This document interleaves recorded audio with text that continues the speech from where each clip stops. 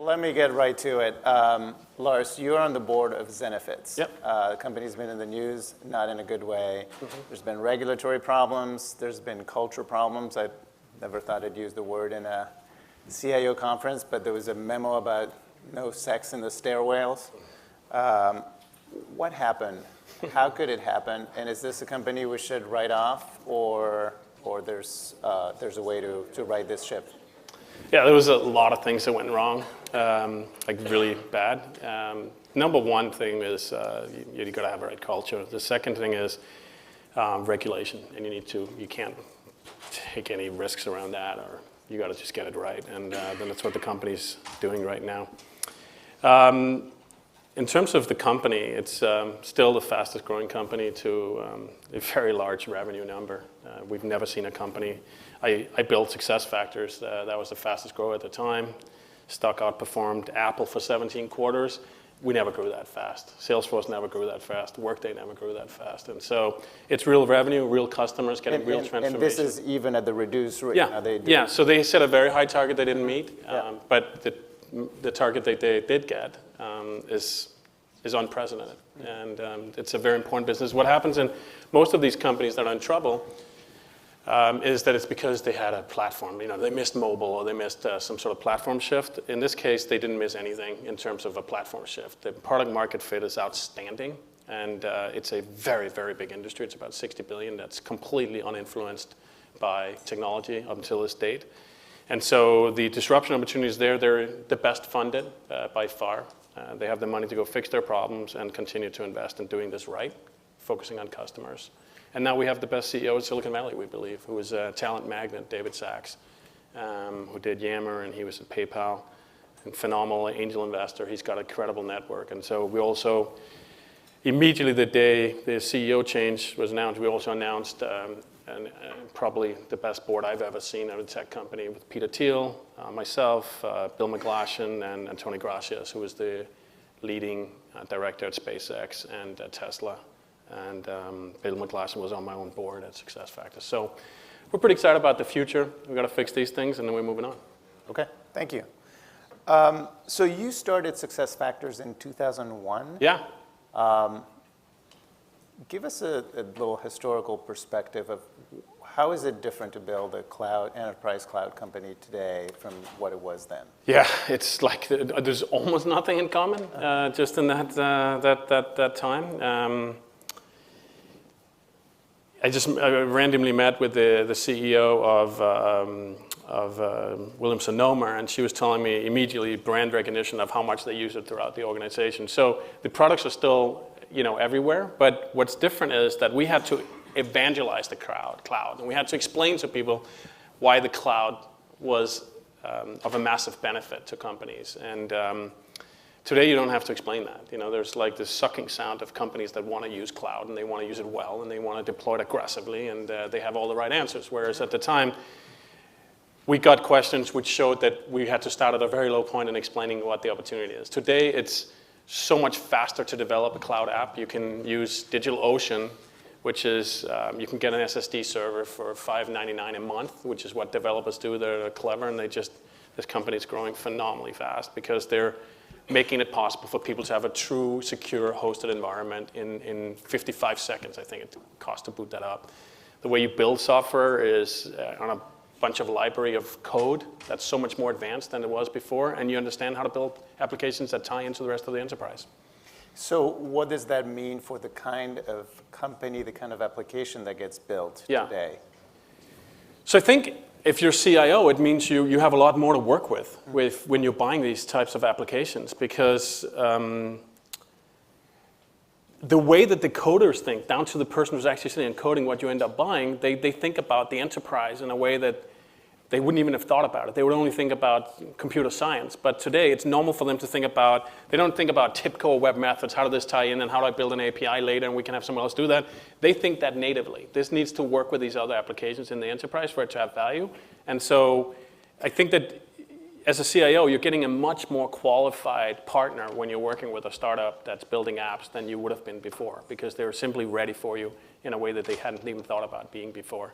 The way you do A/B testing aggressively, frequently, and really getting the product to be so much better than it ever could have been at the same time. The way we understand security, at the time, it was, when I was building my company, we would spend time with just the biggest banks. We had all the biggest banks. We had all the biggest retail companies, manufacturing. We had, half of governments and, very proprietary FBI stuff and security level stuff. And what we would have to do is educate them from the ground up on how this is secure, how when we encrypt a database, we can do it efficiently. Today, that's just not an issue in the same way at all. And so you can get to a very qualified conversation very quickly about security that you couldn't otherwise.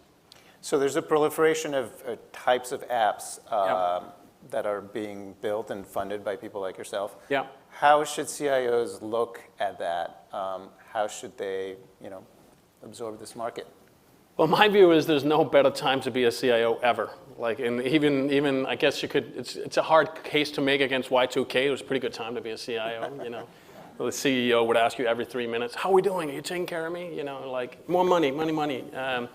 So today, it's probably not exactly like that, but it's in a more important way. I think that all of the work that a lot of CIOs did over the last 20, 30 years was sort of, it didn't look like it at the time, but when we look at it today, it was risk mitigation. You were trying to get basics in that would really work well. It was very hard to take risk because it came at such a high opportunity cost because it was so hard to get quick value from all of your applications. And so you'd build in enterprise software that would do the basics, secure the enterprise, and do good stuff in basic communication. Today, you can lean in, and you can take a lot of risk, and you can do a portfolio theory. I would highly recommend it because most of the software, you can yank out very quickly, and I know you can get egg in your face. You say portfolio theory, like an investor looks at That's lots right. of things, they're not all going to work out, but you're trying them all. Yeah, and so I get that when you're the CIO, it's almost blasphemous to even think about having that philosophy because I'm here to take care of the enterprise. I can't take that level of risk.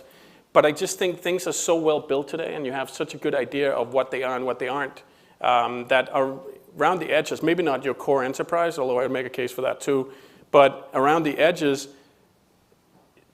these are so battle-tested, most of these engineers and these apps, and you can very quickly get a scale from them that you personally could never get, right? If the second a startup has 3 customers, even if you're, the 2 biggest budgets I think in the world are Goldman Sachs and Walmart, and we had both, and I think in even those cases, 5 or 7 customers in, we had a bigger scale than they did in terms of understanding what the problems are and how to get scale in developing the software and scaling it for them. And so you'd be foolish not to really aggressively partner with these small companies that have so much more knowledge than you can ever have around these applications around the periphery of your organization. Your core business, I still think there are ways to use technology today aggressively. For instance, GitHub, if your developers don't have those types of toolkits, I think they're going to find another place to work because it just is not a nice place for them to work. Mesosphere, the way that they build massive clusters extremely quickly. There's a lot of that technology you can tap into very quickly. They're using open source in a way that is pretty sophisticated and scaled from there, so you have a lot of traction very quickly. That's the opportunity of a lifetime for a CIO. Like today, being a CIO compared to 10 years ago, incomparable. So much more you can do, and I would take more risk because you can very quickly yank it and you can communicate it to the organization. And the upside of the risk you took, like a portfolio theory where you have 2 massive breakout applications for your organization that is really leaning in on the business and business optimizing as opposed to business risk mitigating, makes a massive transformation for your company. So has the measure of what a successful deployment is changed because of this? Funnily, I don't think it has. I think the odd thing when I flew around and met customers everywhere globally, which was a big part of my job. It was fun to get to understand their businesses. The biggest thing that I learned was that, it doesn't sound very nice, but the truth was the ambition level was much lower than I had expected originally because so many of those old enterprise software get a lot of people's eggs on the face. That's what you ended up with. And it was so incredibly expensive to get these things deployed. So today, when you can deploy these things instantly, and they can be up and running in a matter of weeks, frankly, in a matter of days if you want to, even if the company is 1 million employees, or let's say 6 months or 12 months, then the impact on the organization is so positive, and so it is a lot about every user using it. And there's a transformation, of course, with cloud apps from the super user using it and being completely in tune with it and being fully up to speed with, say, a very targeted accounting software, as opposed to every single person in the organization using this application, or many people using it that they didn't used to use it. And so I think that's a real transformation. But the net of it is that the bar has been, my people will use it. And then sort of you move on from there, it becomes, how does this give me measurable business impact? But I would highly recommend that the people of you that are confident doing that should stay with it, because that's a reasonable deliverable for a startup. So you talk about the risk being lower, the risk of working with a startup. Yeah. One of the challenges, I mean, startups pivot, they change the model. Yeah. They could go out of business. Yeah. How should CIOs handle that? Yes, so my view on that is that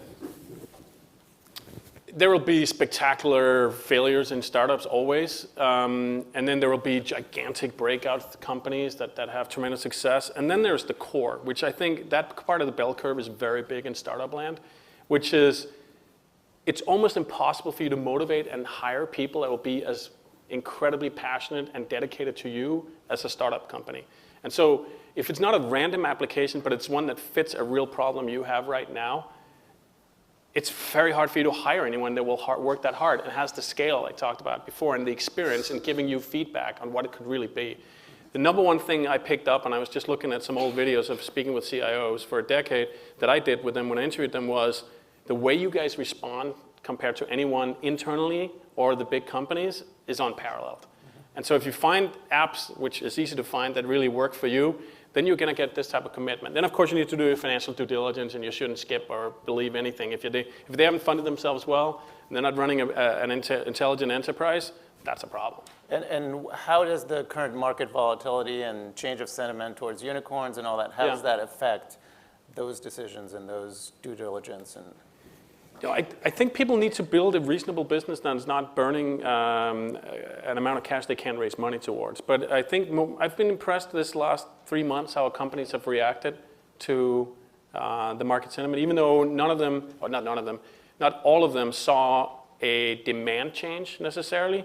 They did pare down expenses, a lot of them. And so I think there's always going to be big problems in certain extreme situations, but I think the core of Silicon Valley is a much more mature Silicon Valley than it has been before. And they think much more seriously about building a going concern that can match its own expenses, whether it's revenue eventually or even as it's, like for instance, I think it's public that Slack has been profitable for a very long time, and it's one of the fastest growing companies, and they've raised a lot of money. And so you can build a company like that. One of the things that Andreessen Horowitz does different from, or they introduced is you have this huge infrastructure to help your startups. One of the big areas is market development. Mm-hmm. You help get these startups in front of potential customers. Yeah. How has the relationship changed between vendor and customer? Well, I think what's the big advantage of the executive briefing center that we have, where we do something like 1,600 briefings, where CIOs often bring their CEOs and certainly other department heads.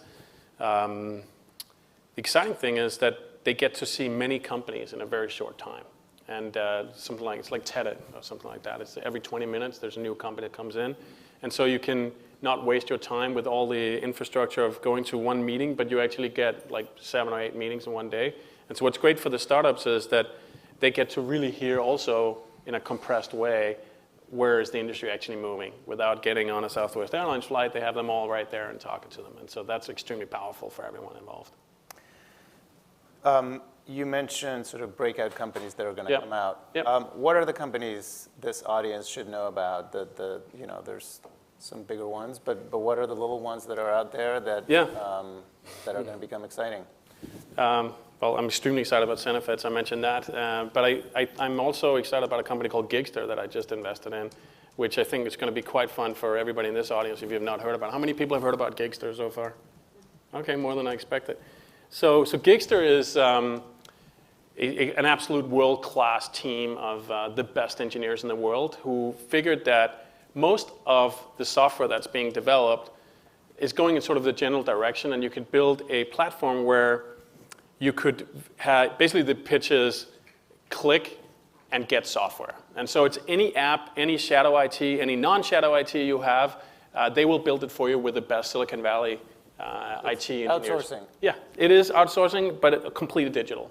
And so you go online and you put in, and there's people available immediately. It's kind of like a Lyft or an Uber for software. And so whereas normally, if you started up a new project, I don't know what you would expect when it would be hitting the ground and helping your organization, maybe 5 months, 6 months before it's move people off of other projects, get resources, get the budget. Here, it's literally in 2 or 3 weeks. Very large enterprises have developed product internally. But also, they can do small apps, and they are doing small apps. And so I'm very excited about what Roger and Deb are doing there. I think it's going to be incredible, and it already is very exciting, all the types of projects that they're building and how quickly they're doing it and the quality they do with them, because they're getting so much scale around what's not the way to build it and what is the way to build it. And so I'm quite excited about them. And what about outside your portfolio? Well, I think that there's pretty much stuff happening everywhere because of the lower entry cost and the lower switching cost. So the reality is, now there will be apps where you never expected it before, because we were sort of used to a couple of very big companies dominating spaces. So what's an example of that? I'm excited about, for instance, a company called PlanGrid, which PlanGrid? PlanGrid. They went into the construction industry, and I think that there's these many industries that have not even been approached yet that are growing and are great segmental industries, healthcare. Advanced manufacturing. There's a lot of core industries that have not been touched at all. And I just think that we are going to see incredible applications happen there. Some of them are not going to be $30, $40 billion companies, but they're going to be important companies that are going to be super important to this audience because they do specific verticalized app. What PlanGrid does is they just use the iPad and digitization of all the blueprints that nobody was able to use or get, and they would have to reprint them, and there was just massive reams of paper everywhere, whole Amazon forests of paper, and they have just found a way of making that digitized, intelligent, and giving everybody on the construction job site access to these blueprints and communicate what's there and where and what, not securing themselves from lawsuits, et cetera. The point being, describing the detail of that business is this is going to happen in every single vertical industry. There's going to be these types of apps coming out now. So when you think about areas that are underserved, you think that those are inside verticals, not across the number board? one. So verticals, I think, is a huge thing. We're also seeing now with the C2S deal, when Amazon did with the CIA for $600 million, that the government is sort of leaping over everything that they missed and not being able to go there because of security. And so I think you're going to see that raising the tide overall when the government is moving that fast and that aggressively, and you see the rest of the government moving because the CIA did. There's already been announcements around that. And then I think what you're going to see that's going to be exciting is that there's going to be much more integration natively between apps instead of these boring separations around this is the accounting software and this is the HR software. Like, none of us make decisions like that. We actually need to work with our partners and our colleagues. And so I think instead of waiting for the dashboard to pick all of that information up, I think the apps natively at the lowest level in the organization is going to integrate and show this side by side, the view that you want to know. When you're making decisions around how you're going to deploy capital, you're looking into how people have performed, performance, HR stuff. You're looking into how that group is churning or not churning. Those types of things are going to be much more integrated and much more apparent in our face in the way that they are to do today. Like the good thing is that big data, everybody got an answer to big data because otherwise they would be fired. But what's actually exciting about the big data is that because these applications are now so distributed in the organization, so you suck in all this information in a very high quality way because these apps are such high quality and they're so easy to use, it means that the big data is extremely high quality big data, where it didn't used to be. People couldn't use the apps, they were so hard to use, and they were very adverse to using them. Now the data you're collecting is such high quality. So last week we were chatting about big opportunities, and you said something that struck me as somewhat counterintuitive, but you said storage. Yeah. Space, we had Dennis Woodside this morning Yeah, here. I hope that was well. It was great. Why is that space such a big opportunity, and isn't it saturated? Yeah, I think first of all, it's just systemically very popular to hate on something that's been, very successful and is big in valuations and money raised, et cetera. And the leading companies there have certainly had a lot of positive PR at the time. And then they sort of have a cycle down, which is sort of normal. But if you look at it a little more soberly than that, I think these two main companies have the opportunity, both Box and Dropbox, of being, frankly, the operating system of the world. We're consuming so much more data. Everybody here knows that. Everybody is so comfortable using video for everything now. Recorded video, everything you do is being recorded. This is being recorded. And that needs to be stored somewhere. And for the people that have the scale and have the intelligence around how to deliver that across enterprise and the way that it integrates with everything you're doing and in a native way mobily that you'd want to use instantly and you're excited to use, and it's not like, where is this, what tab, where do I go? The way that they're on the forefront of that, those two companies, I'm quite excited for both of them and the future. And I've just, in my personal life, just when you keep your eyes open, whether you go to the doctor, whatever it is, and you see an old doctor beginning to use Box or Dropbox natively for the stuff that they're doing, you see what's actually happening. And that's not even where, I happen to have people that work for me that work at very senior positions at both companies. That's not even where they're targeting today. And they have that sort of road ahead of them. I think we're going to be able to rely on them as being very important. If they're managed well. Any company that's not managed well, you can forget about it. It doesn't matter if you have the worst, best product fit in the world. If you're not managing it well, you're not going to get anywhere. So on the execution side, what do you think they need to do? I mean, there's a lot of expansion into collaboration, this and that, and then they start colliding with companies that are in, like Slack and everybody's doing messaging. So what do they need to do? I think it's like with anybody else. You need to make sure that your culture is outstanding. I'm not going to talk about either of their cultures, but you have to make sure the culture is outstanding. You want to be extremely focused on segments that you're nailing instead of going broad, right? So, going out of your core or home turf before you've actually exhausted that to a certain degree, I think is very risky. And so I think you need to make sure you take care of your customers and nail it. I think many people have tried to go very broad very early, and then you lose it. So I think that's one of the important things for them. If there are questions in the audience, raise your hand. We'll get you a microphone. Big area of opportunity. Let me ask the inverse. Yeah. Are there areas where you think there's enterprise companies today that are at risk of not being around tomorrow? Oh, absolutely. It's the same as the other answer. Is if you're not managing a company well, building an executive team, taking charge of your company and being, and it's not just important to grow your top line. You need to grow as an executive. Mm-hmm. And if you're not able to bring in the right board members, if you're not able to bring in the right advisors, if you're not able to call your own shit, as I call it, if you're able to. The biggest danger you have in running an important company is, and in any business you're in, is lying to yourself around where the real issues are and where you need to improve yourself. And so if they're able to do that, then you can have a company that's going to survive. But we will have failing companies for sure. I just don't think we're going to have an unnecessarily big part compared to any other period, not even right now. Questions? There's one. There's one. Back. So with the now public financials of AWS, we can all see how big a momentum they have. How does the success of AWS affect the way you think about portfolio companies, SaaS and otherwise? Do they need to play on Amazon? Can they survive as independent, having their own clouds? Yeah. How does that change your strategy? Yeah, so first of all, of course, there are other choices, Azure, Google, et cetera, DigitalOcean. But Amazon, I'm so impressed with what Jeff has done and the way he's built this out. It's just phenomenal. Compared to when I built my own company, you wouldn't even think about that because you couldn't trust anyone to do that. Today, you can literally trust Amazon. And so it's probably a sign of strength for us if somebody uses Amazon, which almost everyone does, but it's good decision making. For you to have a full-on own data set infrastructure, and I'm the one who made the argument for why we needed to have that, and we had them globally, and we did build all our own intrusion detection and lots of different things because we were HR and we needed to be more secure than anybody else.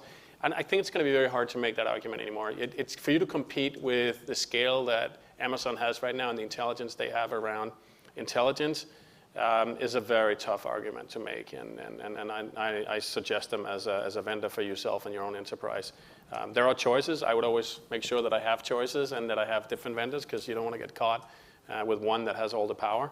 But it's very clear that almost no startup doesn't think about using Amazon. There's a couple of smaller vendors that they will also maybe start out with, but that's definitely what people are doing.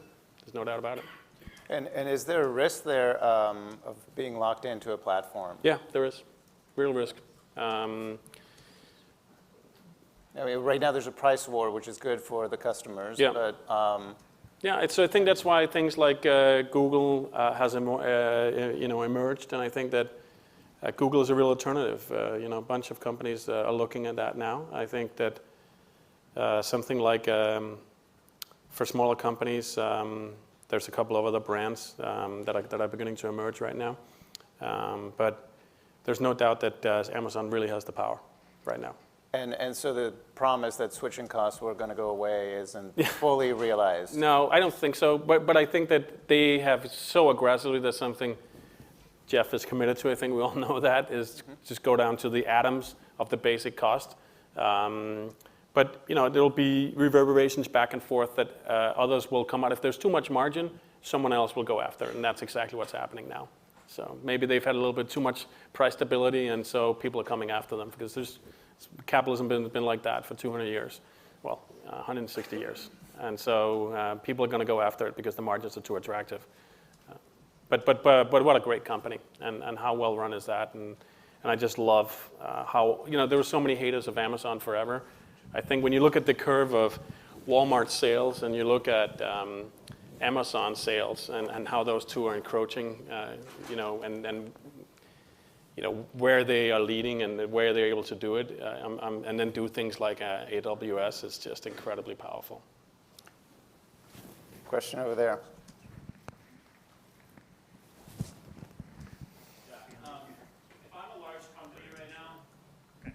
If I'm a large business, which I personally am not, but if one of these fine people, we're looking at companies like Docker or Mesosphere. Mm-hmm.